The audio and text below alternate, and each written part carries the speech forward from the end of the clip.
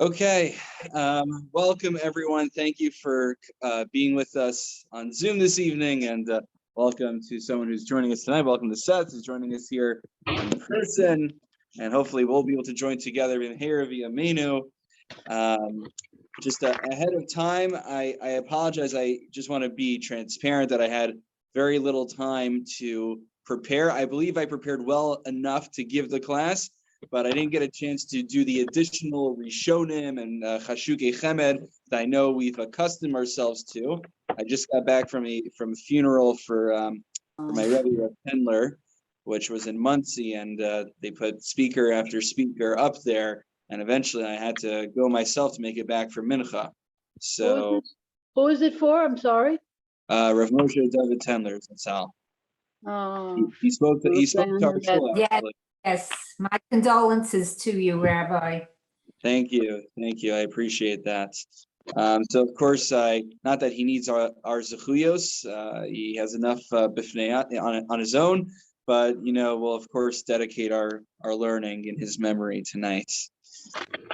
And then God willing, on Shabbos, I'm hoping to collect some thoughts a little more, and I'll try to share it maybe between Mincha and Mariv during Shal Shabbos. But okay, let's get to it. Okay, so we are on Chaf Amen Aleph. That is 20a. But what I want to actually do, if we just remember to mute ourselves if possible. So what I want to do actually is, before we jump into 20a, Chaf Amen Aleph is really in the middle of a sugya. So what we need to do is go back to the bottom of 19b, Yates Amud Beis, to the final section there. So I don't know what power it is, but it should be the final section in the art scroll, which starts with Amar Rav Asi. So here we go. Remember, our discussion revolves. Toby, welcome. Good to have you with us. Toby, this is Seth. Seth is Toby, our president. Okay, we have a Zeman, so to speak, here now. Okay, so we're actually just recapping on 19b on Yates Amud Beis. So we're talking about Meiser Sheni. Meiser Sheni, again, is produce that one brings up to Jerusalem. It's a tithe that one actually eats themselves, albeit it must be within Yerushalayim. So it's difficult. Imagine I live all the way somewhere in Akko. I live all the way in the north. I live all the way in the south. I was going to say Eilat, but Eilat might actually be part of Israel from a halachic standpoint. So wherever I am, I'm in Beersheba, and I have to haul all this produce up to Yerushalayim. So you know what God said? God says in the Torah, you know what you could do? You could be poda it. You could transfer its sanctity onto a bunch of coins. You'll take that money, and then you'll purchase food from vendors in Yerushalayim, thereby transferring the original sanctity from the Meiser Sheni to the coins to the food that you're ultimately will eat within Yerushalayim. Now, the question we started dealing with is, at what point am I liable if I eat Meiser Sheni outside Yerushalayim, outside Jerusalem? So we always assumed that, well, any point, once I have Meiser Sheni and I eat it outside of Jerusalem, I'm guilty for doing that. However, Amar Rav Asi and Rav Yochanan, maybe about 10 lines up from the bottom, Rav Yochanan, Meiser Sheni, when would one be liable for eating it? I'm on my phone. It's a little difficult for me to press buttons and mute. If we could just remember to mute ourselves. Thank you. Okay. So what has to happen first is the food needs to enter into Yerushalayim. Then you need to take it out. And only then, once you eat it outside, would you be held liable for doing that. And now what's the reason? We gave an example last time. Remember, it's like that svara that if one doesn't go into the sukkah at all, then that's one thing. But for someone to go into the sukkah and say, I'm not really feeling it, and leave the sukkah for no good reason, that's almost like kicking in the face of God. So that was the analogy that we gave. For me to then bring the Meiser Sheni into Yerushalayim, I have the opportunity to eat it, and then I take it out, that's a bigger affront to God. One person can just say, I was too lazy to bring the food up to Yerushalayim, but here's a guy who actually made it to Yerushalayim and says, Abal PK, nonetheless, I'm going to take it out of Jerusalem and eat it. So that's a little bit more of a smack in the face. So that would presumably be the issue. Now, where do we see this? My time adamar kra lifnei Hashem lekecha tochlenu uksiv lo sucha lecho b'sha'arecha. It says that you should eat it before the Lord your God, and you shall not eat it in your residences outside of Yerushalayim.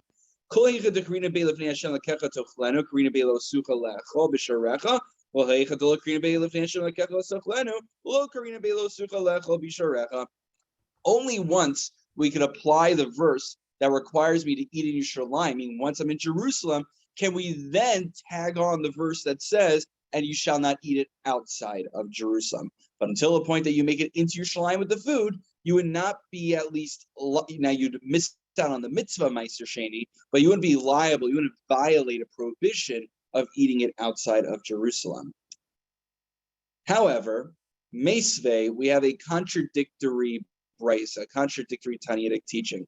Rabbi Yossi Omer, Kohen shall also be te'ina shel tevel. Let's say a Kohen has a fig that is tevel. Tevel means, remember, you have to take off truma, meiser. These are all different kinds of gifts that you either have to give it to the Kohanim, to the Leviim, to tzedakah, to charity. And if you fail to take off all these different things that you're supposed to designate to these different parties, then your food is called tevel, and it's prohibited to eat it. It's not ready for consumption. So what's this Kohen going to do who wants to eat it?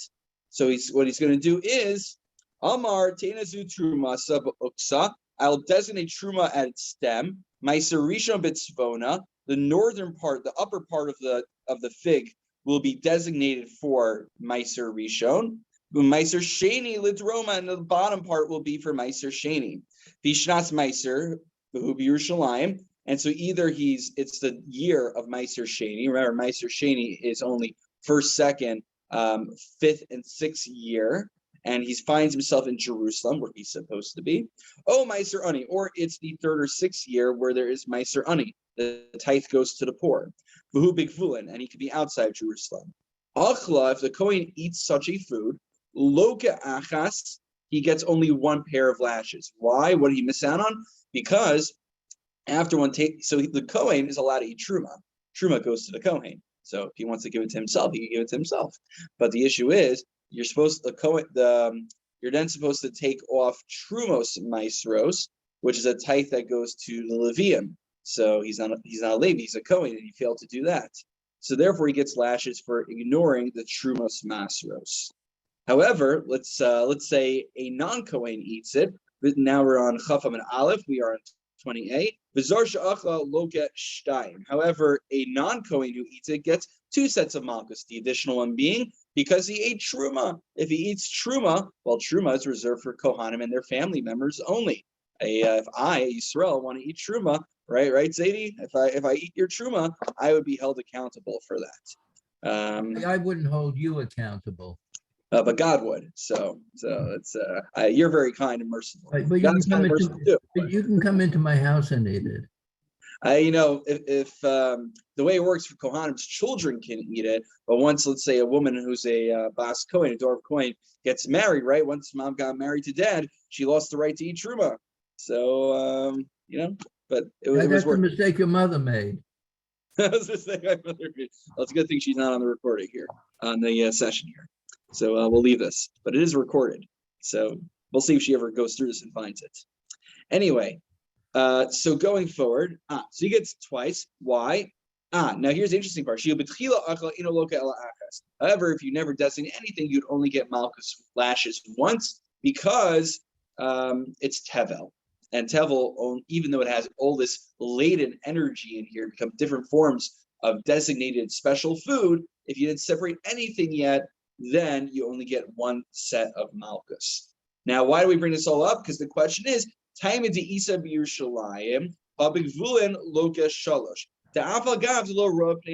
see here? The Kohen only gets one set of lashes for eating Trumas Masros. Wait a minute. Why is he not getting lashes for eating Meiser Sheni? Because he's in Yerushalayim already. What's the implication, though? The implication is, let's say he never went to Yerushalayim to begin with, he would still get Malchus. Even though he didn't bring the food into Yerushalayim, he would still be held accountable for eating Meiser Sheni that was never brought to Jerusalem and eaten outside Jerusalem. Now, why is that the case? Well, not why is that the case? The issue is that contradicts the first statement we saw of Rabbi Yochanan, who posited that the food needs to enter Jerusalem first in order for the person eating it outside to be held accountable. So we have a contradiction here. How do we resolve it?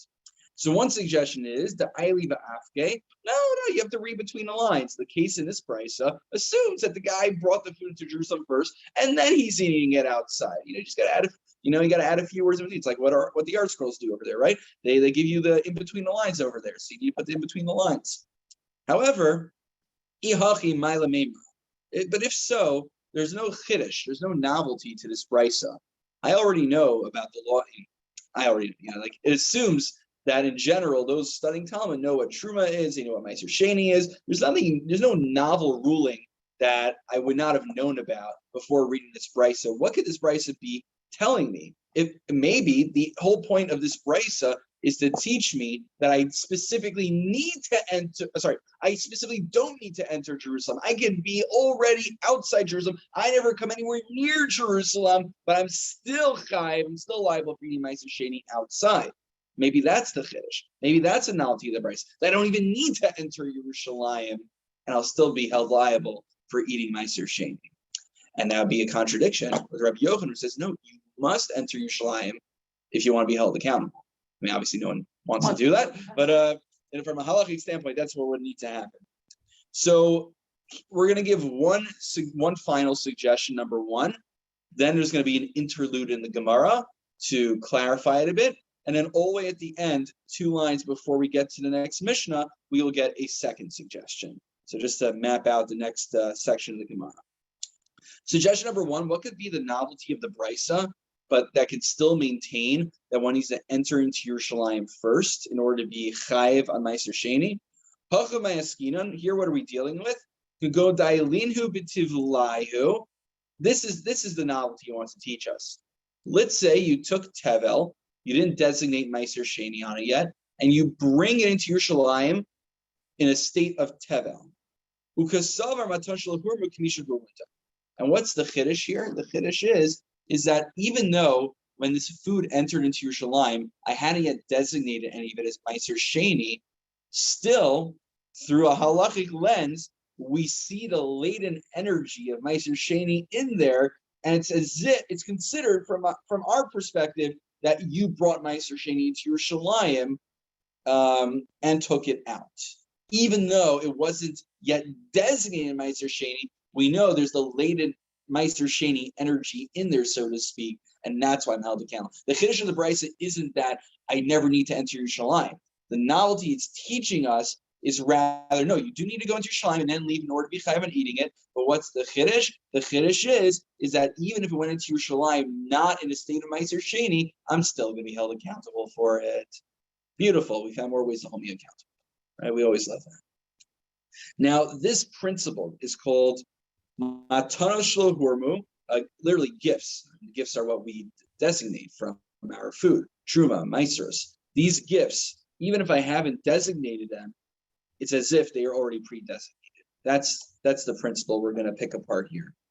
The issue is, if we're going to hinge the whole answer and reconcile this with Rabbi Yossi or Rabbi Yochanan on this principle doesn't seem to be accepted by earlier rabbinic authorities. And in general, if your opinion doesn't comport with earlier rabbinic authorities with precedent, you're in big trouble, because that's how halacha works. You can't contradict earlier authority. Usavar Rav Yossi, matashlo hurmu kinisha hurmu dami. Vatanya, we have a contradictory brisa, right? Rav Yossi is an Amora. We have a brisa which is precedent a few hundred years earlier, which is binding that he needs to conform with, especially if all opinions fall in one direction. Right? Shimon Yehuda Omer Mishum Rav Yossi Lo Nechleku Beishamai. Also the issue. So this is Rabbi Yossi we have here. This is Rabbi Yossi. Before we had Rav Asi, I mixed up the names. The issue is Rav Asi and Rav Yochanan. Now we're bringing in Rabbi Yossi, the Tana. So Shimon Yehuda Omer Mishum Rav Yossi Lo Nechleku Beishamai Ubeis Hillel Al Pirshol Nigmar Malachton Vavar Yerushalayim Sheyifta Meiser Shein Shelahen V'Yocha B'Chol Makom.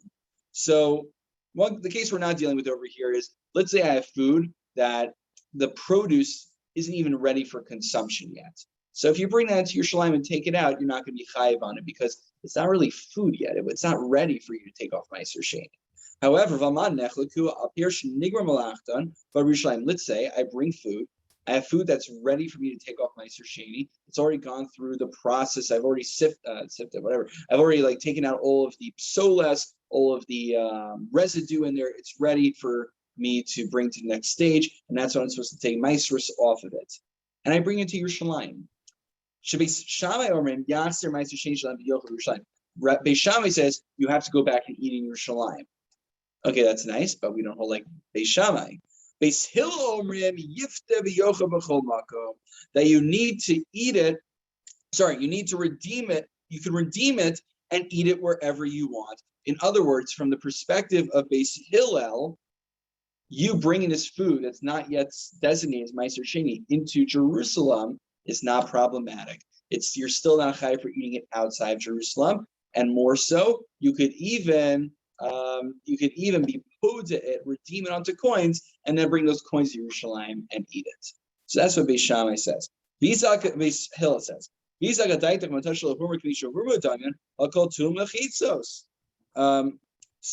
the question is, though, if we want to posit that we view the Meiser Sheni as having entered Yerushalayim, even if you haven't pre-designated it, how could Beis Hillel over here treat this food as if it's never entered Yerushalayim? How do we reconcile that, right? So here's the answer. Amar Rabba mechitza lechol d'oraisa, mechitza liklot d'Rabbanan. V'chigazer, Rabbanan, welcome Melissa. V'chigazer Rabbanan ki isa be'enei akisa be'enei b'tavle lo gazer Rabbanan. So here's the distinction. There's the question of me eating it outside of Yerushalayim, which is an issue that's d'oraisa. And then there's a question of mechitza, which is bringing it inside. I think we have Rashi over here. Rashi gives an elaboration. No, he doesn't give us. Oh, okay. But anyway, the idea here is that as far as rabbinic laws are concerned, if one has, if you don't have actual Meiser Sheni in front of you, if you only have food, you have tevel, it's not pre-designated. Since we're dealing with rabbinic issues, from a rabbinic perspective, we say if you don't have literal Meiser Sheni right here in front of you, we're not going to start playing games saying, oh, but it's as if I see the Meiser Sheni somewhere in there. We don't play that game when it comes to rabbinic laws. So just to read it out loud over here, the explanation on that. So the idea is, why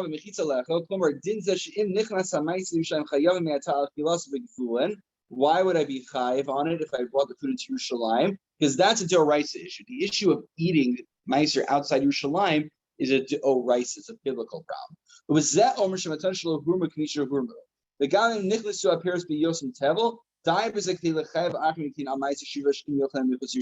So what's the biblical issue at stake here? The biblical issue is me eating the meiser outside of Jerusalem. That is a biblical violation.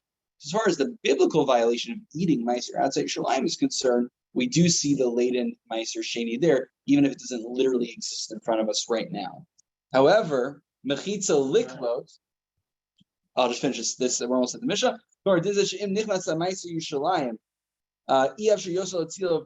question of can I redeem meiser sheni onto coins, that is a rabbinic matter that we're dealing with over here. As far as rabbinic matters are concerned, we don't view the food as being there if it's not already designated. Therefore, how do we reconcile everything? So this is the summary. The way we reconcile it is that why was Beis Hillel so permissive?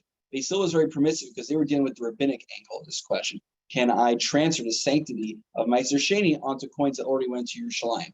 Answer is yes, because the transference of sanctity in this case is rabbinical. But as far as the question of me taking this food and eating it outside Yerushalayim, that's biblical in nature, and therefore we apply the principle of matana shel humor k'misha humor damyan. We view the meiser sheni as already being there. even if I have not designated it yet. So that's the end of that section of the Gemara. But then that was all to get to answer number one. See that? I told you we go a little bit down the rabbit hole. That was all to get to answer number one.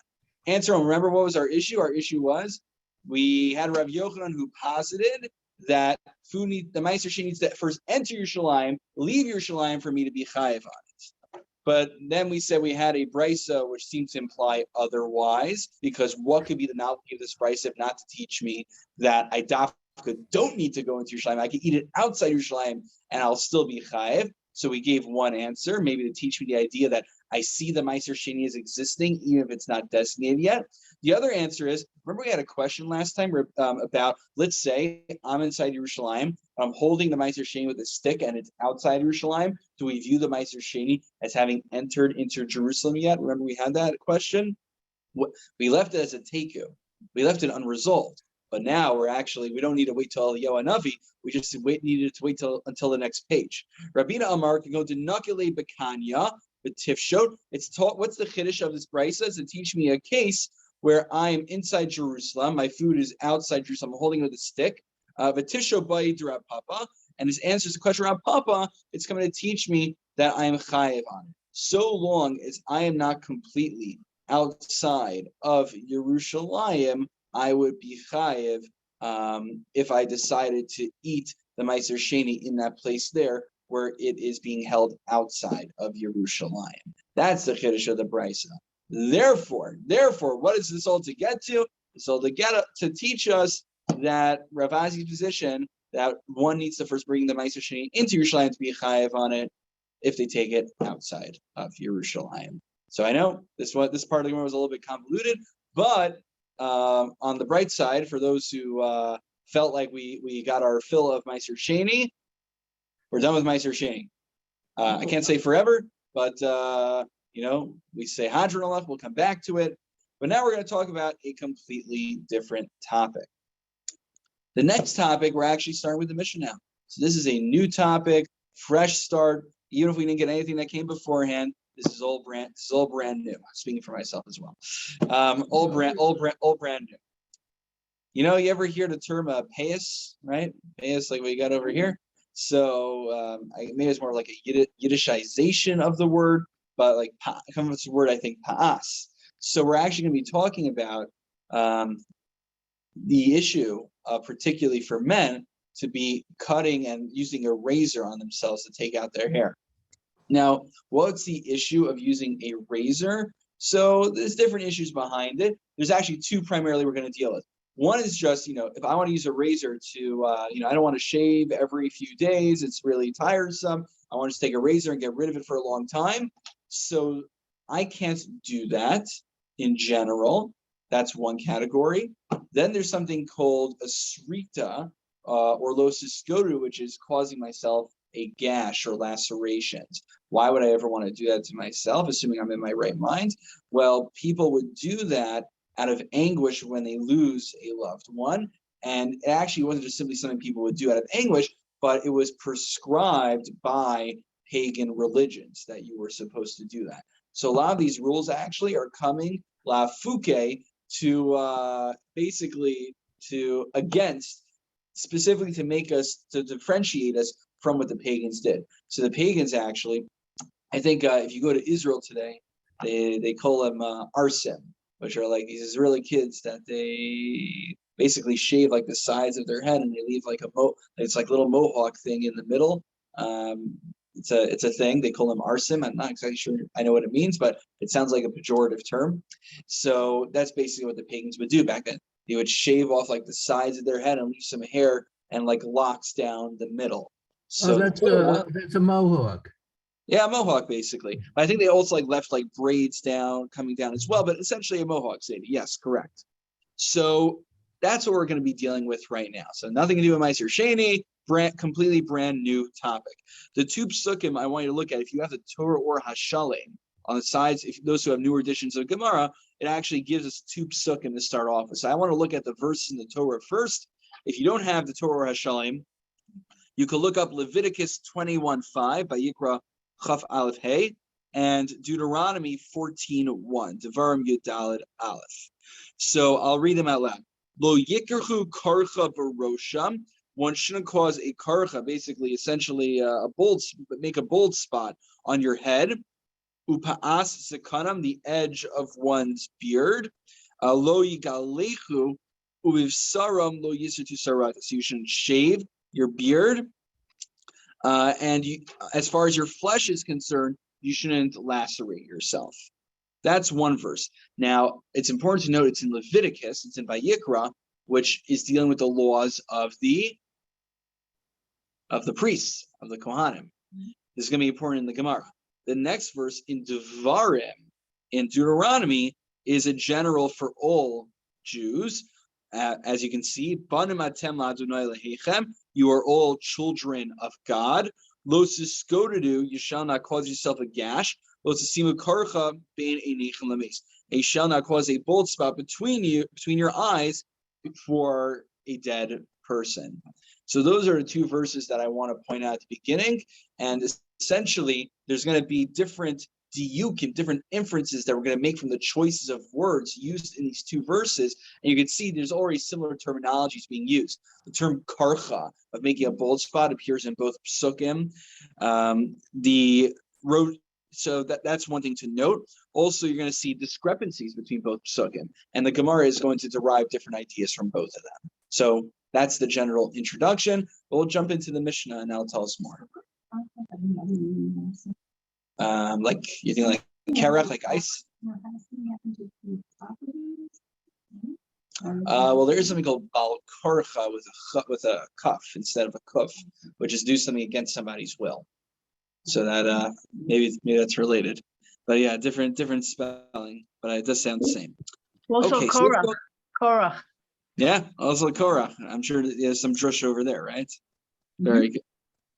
All right, so let's go into the Mishnah. Korea karcha barosho, someone who causes a bald spot on his head.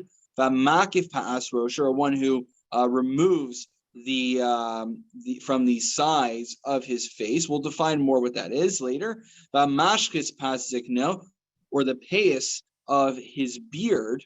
V'hasoret srita achas al meschai, or one who causes himself lacerations due to the death of someone. He gets malchus for that. It's a little bit ironic, right? Because you just gave yourself some lashes and you're getting lashes for it. But that is the din. Also, just it doesn't say it in the Mishnah, but Rashi points it out.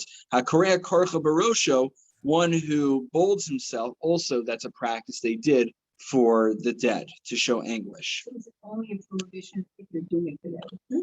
So for HaKorea Karcha Barosho, causing the bald spot would be an issue for that. And being soreit srita achas al mace, and lacerations would be an issue if done for mace. Now, there's a separate issue that you bring up, Toby, which is being chovel es atzmo. You see, there's a whole question that comes up: is someone allowed to go paintballing, or someone allowed to play extreme sports where you'll sustain injuries? So the issue is, right? So we know a person is not. Our souls don't belong to us; they belong to God. We're not allowed to give up our souls unless we're mandated to. So the question that comes up is one's body as well. One is not supposed to cause damage to my body. It's not like my body, my choice. I can just choose to give myself lacerations. My body belongs to God as well. Right. So just the issue of bald spots is it's qualified, at least in the art school, like in mourning for a dead person. right. So So is that you make a bald spot, which is not technically harming yourself? So if it's not in like, we're going to talk about like, the beard, the payas area, it's like just the top of your head over here or this area, it would be subject to that, I believe, because that's not the payas. So if I bolden myself over here, No. but you're not doing it in mourning for death. then I would not be accountable for that. Yeah. If you're doing it for the morning of the day, you're not. Oh no, if you specifically if you do it because that's what the pagans did in their practices. I mean, I think that's the explanation that sits with me the best. Otherwise, it seems very arbitrary. It seems that's what the pagans practice. I guess the whole thing is if you know better, yeah, and you do it anyway, even if you make an excuse, you're guilty. Right, because so a general important principle. Exactly. So we're going to talk about in the Gemara, we're going to rehash an idea that, again, in order to get Malchus to get punished by the Jewish court, there needs to be witnesses, and the witnesses actually need to give you hasra. They need to warn you before you do whatever is prohibited. And so basically, this is what the scenario would be. You have two witnesses. I say, okay, I'm going to give myself a bold spot because of my anguish of this person who died. I say, don't do it. If you do this, the Beis Din, the Jewish court, will give you lashes. They'll give you malchus. And you say, I don't care what Beis is going to do. I'm going to do it anyway. Then, in that specific case, is when someone incurs lashes. So you have to be like very lahachis, as we call it. Is be very like, do it in spite of knowing what the halacha is, and being informed. Literally, But second. you do it despite knowing what, like, you're very strong about it, it's acceptable. Oh no, the It's opposite. not acceptable. Oh yeah, specifically would not be acceptable because you're doing it basically. You were literally a few seconds earlier just told not to do it, and you're like, I'll peek and I'm going to do it anyway. So there's so very good. But thank you for helping me clarify that. So let's go through the Mishnah. Let's try to cover some ground. Let's say I lacerate myself just once due to 5 people who died. Or I lacerate myself 5 times due to 1 person passing away. I am liable for each and every one. So I'd be liable 5 times in either scenario.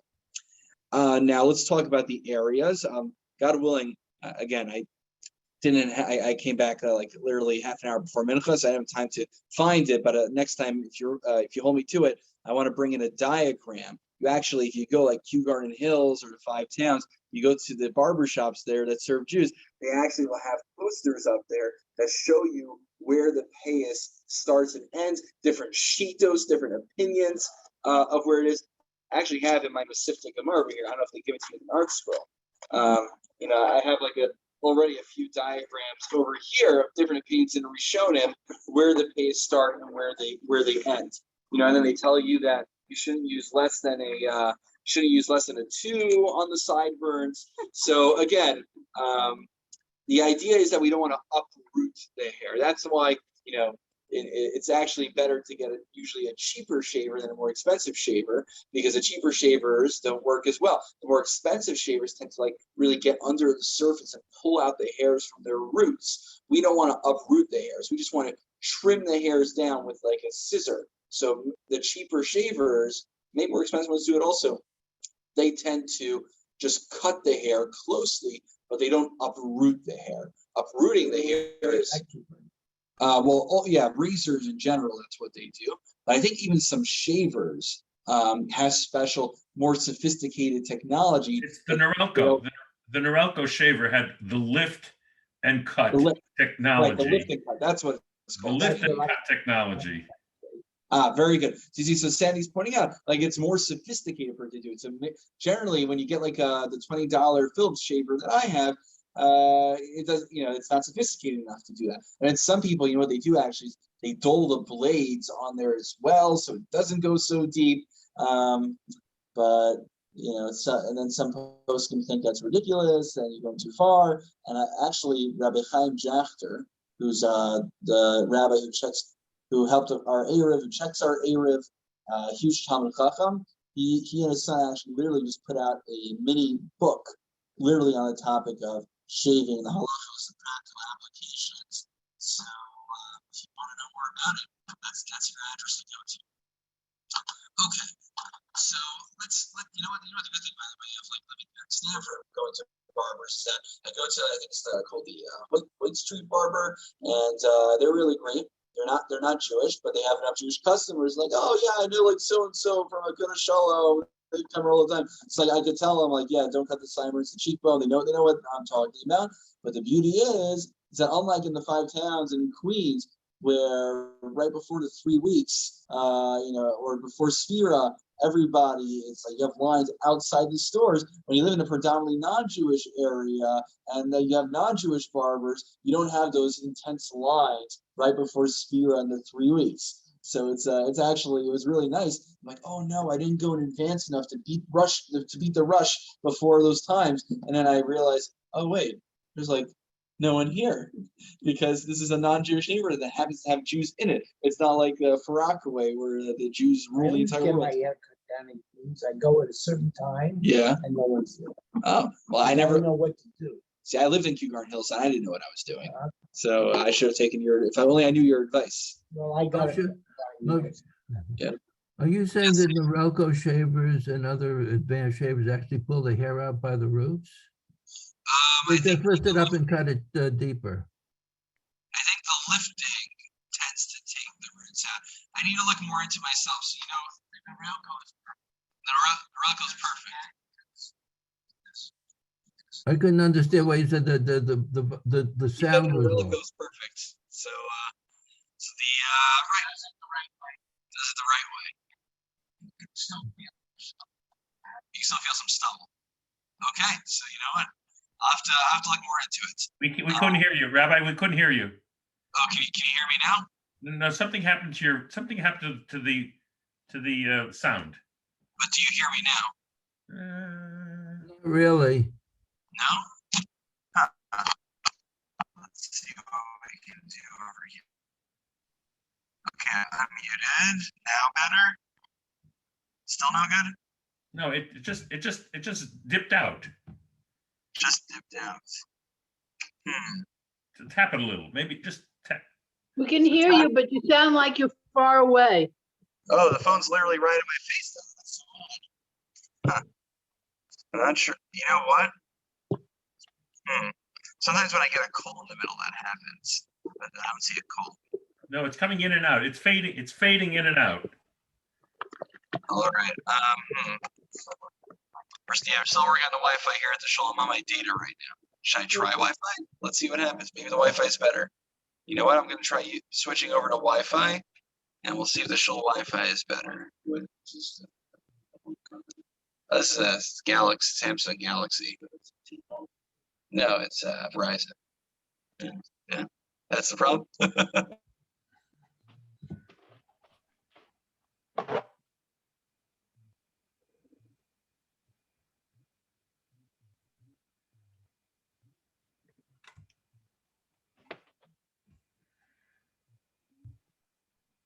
Okay, are we back? Are we Yes. back? Yes. Yes. Baruch Hashem, Baruch Hashem. Okay, good. So let's go for it. Okay, again, God willing, I'll bring the diagrams next time, and I'll try to get you some of the shaver information. And there's a good discussion. The same way some of these kashrus companies, they go crazy on certain bug checking procedures, which might be over the top. There's a similar discussion to be had about shavers as well. So I'll try to look into that information, God willing, next time when I have more than 30 minutes to get this together. So, okay, let's go through the Mishnah. Where are we up to? Al Harosh Shtayim, Ach Mikan, Bach Mikan. On the head, there are two areas, one side and the other side, that I'm not allowed to shave off. Al Zakan, on the beard area, Shtayim Mikan, Shtayim Mikan. There's a beard area on the top and a beard area toward the bottom. Va'achas Melmat, and one below. Those are the areas I'm not allowed to shave off, and I'll try to get you a diagram so you can visualize it better. Rabbi Eliezer Omer nitlu kulan ka'achas eno chayiv ela achas. Rabbi Eliezer says if you take all of them off in one shot, bavas achas at the same time, you're only chayiv once. Why? Because you did one action. If you did it all in one fell swoop, then you're only held accountable once. That's Rabbi Eliezer's opinion. Okay, now we're going to get to the shaver part. Ve'enu chayiv ad sheitzlenu b'ta'ar. What's that? A what? A razor. 28. 20. Okay. So sorry, someone just asked for a page. Yes, correct, Phyllis. That is a razor. When is one chayiv? When one uses a razor. However, Rabbi Eliezer, which is minority opinion, we don't like him, Omer, afilu loktu b'milkat over hitni chayav. If you use any of these devices, then you would still be chayiv, even though they're not razor, not as strong as a razor. Now I'm curious, what do they give you as translations in the article for these two words? A plane, A plane and a razor one and a plane the other. ta'ar is a razor. They have malakate and a hitni. It doesn't- So okay, so Rashi gives us definitions, I believe. Where was Rashi? Rashi gives definitions. No? The only other English here is plain. Right, she's right. Okay, Rashi doesn't, but I have over here. So I'll tell you what they are. Malaki is Milkachaim Shalokim Hem Seyar. So these are I think referring to tweezers. Oh no, it's not tweezers. Sorry, not tweezers. Right? It's in the footnotes. Hitni Matzei Shmachlikim Bo Pnei Ha'etz. So these are devices like that might not even be used for one's hair. Hitni is something that's used to smooth out wood. So even though it's a device that is not normally used for one to cut their hair, but if you use it to smooth down your face, that would also be problematic, according to Rabbi Eliezer. But again, the general principle is razors are problematic, but using something like Nisparim, using scissors, which cuts it short, but doesn't remove it completely, that would be permissible. There's a mention here in the footnote about Rambam talking about tweezers. I would imagine tweezers So it is are not okay. so he's referring to Malachi's tweezers. Yeah, Safaria says tweezers. Oh, okay, good. I got it. Okay, good. So thank you for confirming this. Yes, Yeah. tweezers. So that would not be permissible, right? Because that would pull it all altogether. What Rabbi Eliezer is saying is that that would be problematic as well. So that would be Rabbi Eliezer's position, and we will, I suppose, elaborate on that more in the Gemara. Okay, very good. Let's go forward. Tanu Rabbanan. Okay, so remember we brought in two psukim. We brought in one in Vayikra, which is talking about Kohanim. We brought in one in Devarim, talking to everybody. First, we'll focus on the Kohanim. Tanu Rabbanan, lo yikrachu. It says lo yikrachu. You shall not cause a bold spot. Yachol afilu karach arba v'chamesh krichos lo yichayev ela achas. I would think to say, had I not had this word in the pasuk of lo yikrachu, I would think that even if I bolded myself 4 or 5 times, I would only be chayev once. Tamalomar karcha. Why say karcha? Lechayev al karcha v'karcha. To that word in the pasuk karcha implies that I should be chayev for each and every single karcha, right? Because the verse all it had to say was lo yikrachu. You shall not cause a bold spot. Why I say lo yikrachu karcha? Karcha is superfluous. The fact that Torah gives us a seemingly superfluous word comes to teach me something that's not obvious, which is that I'm chayev for each and every karcha, each and every bold spot that I make. Berosham. What about the word berosham in the verse? What does that come to teach me? Berosham teaches me, referring to the head. Matam lomar. Ishenemar lo siskodu vosasimu karcha bein einechem lameis. That one shall not place a karcha between their eyes, meaning up here. That's what we say, like bein einechem for tefillin. Also, doesn't mean literally between your eyes. It means up here, positioned longitudinally between your eyes. So, what does that come to teach me? I would think chayev for the area that's between the eyes. How do I know that I'm chayev on shaving? I'm making a bold spot on any section of the head.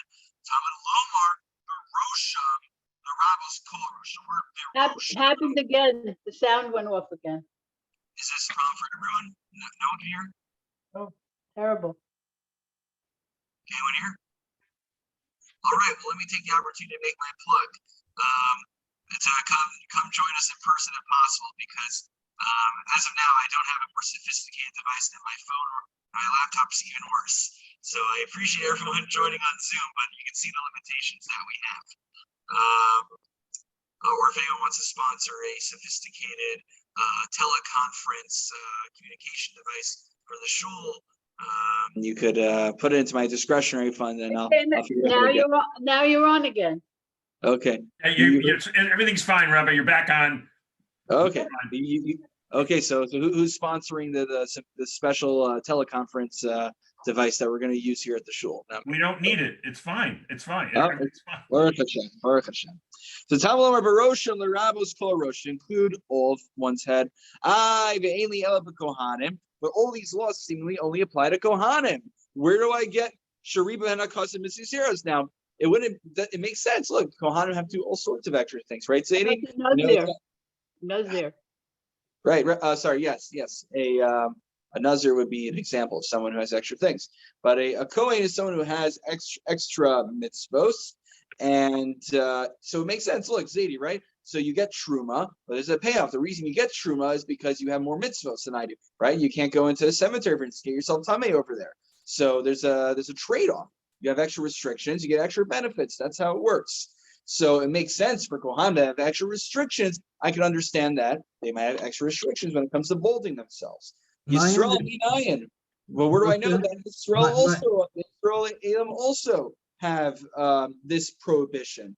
So Nemar Khan Karcha and Nemar Alan Karcha. So if you look in both psukim, one in Vayikra, one in Devarim, each of them use the word Karcha.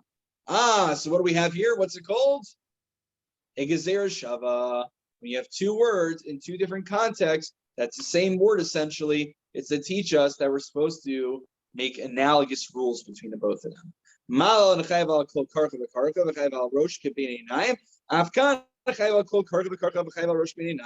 as Kohanim are chayav on making a bold spot on the entire head, or you're chayav for each and every one, so too non-Kohanim. And now it works both ways. And just like we have this qualification that needs to be done due to the death of a loved one, so too here, not just Yisraelim, but Kohanim as well will be held accountable only when it's done al hames. That brings the end of that section of Gemara. Let's just get one last little piece. Yes. My understanding is that the reason the Kohanim are compensated the way we are is because we can't have regular sources of income. We can't hold a regular job. We're working in the temple, and so the public supports us, which is our compensation for what we do for them. Wow, it sounds like you're like a government worker, right? It's like we give our tax dollars to pay the federal government. I get paid directly. I don't get paid by the government. No, but yes, Sadie, your explanation I think is the correct one. So until December 3rd, right? We'll see what happens. We'll see what happens. The great shutdown is on the horizon. Okay. Hani dala v'hei krichos heichidami. So we're on the bottom, last line of 28. So hani dala v'hei krichos heichidami. Remember we talked about how you're chayiv for each and every time you even if you do 4 or 5 boldings all in one shot, you're going to be held accountable 5 times. Well, what's the case? It's very obvious. They don't need to tell me this. I know if I get warned, they say, don't do this, then I do it. And they say, don't do it again. I do it again. Don't do it again. I do it again. So yes, obviously I'll be chayav for each and every one because I got hasra. I was warned for each and every time. So that can't be what the Mishnah is coming to teach me. The issue is the other extreme is el b'choda hasra mi mechayiv. But if I'm only warned once, I can only be held accountable for the first time I bold myself. If I bold myself a few times afterwards, I need additional hasros. I need to be right. Let's say I'm murdering multiple people. I need to be warned before each person that I murder in order for me to be held accountable for that. But none. And now, Phyllis, right? You brought in Nazir. Nazir shayashosa yain kol yom. Chayv achas. Amr lo atish al tishtev hu shose chayv kol achas va'achas. So this is the case that we have in Nazir. It'll come up very soon in the Mishnayos. Our Friday crew already saw this. That if I'm a Nazir takes a vow of Nazirus that he cannot drink wine and he cannot become Tamei Mace and he doesn't cut his hair. So if I'm about to drink wine, I'm a Nazir, I'm about to drink wine, and then I get warned, don't drink, I drink. They say, don't drink again, I drink again. Then I'm chayav for each and every single time I drink. But if they say, don't drink, and I drink once and I'm drinking the entire day afterwards, I'm still only chayav one time because I only got warned once. So it's a case we'll get to very soon. So then, if so, what could possibly be the case where I'm chayiv for each and every time I cause myself a bold spot, even if I'm not getting warned multiple times? So here's the case. What would have been a havmina? Lo tzricha the sachamesh etzba'osa b'nasa. You take your fingers, you put them in some sort of chemical that could basically bold yourself. The chemical just bolds your hair, whatever. It's like acid, basically. You put it on your hair and it bolds you forever. So I get warned once and I dip my 5 fingers into this acid and I go like this to my head and I get 5 different spots. then I'm chayav for each and every one.